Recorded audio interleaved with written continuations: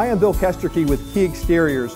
We're standing in front of the 2019 $50,000 home makeover winner, Earl and Stephanie Bitz in Cherubusco, Indiana. What we did for this customer was we remade the exterior of their home. Whenever we do a large project like this, we always like to bring in our designer, Katie Hartzog of Hartzog Design.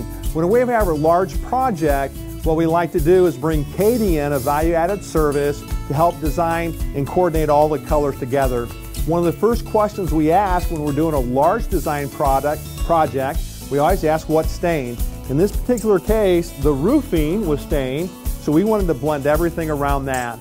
The first thing we did is we went with a dark colored siding to blend in, white trim to make the siding stand out, white windows, okay, and a front entry door in a nice stained color to bring everything in together, plus an aged bronze hardware on the front door. When we were done, we had a magnificent product with all the colors blending in and coordinating with one another, including painting the front porch white. Hey, listen, if you guys like to find out more about how to win the $50,000 home makeover in 2020, go to our website at keyexteriors.com, fill out a form submission, email it in, and who knows, maybe next year you could be the big winner.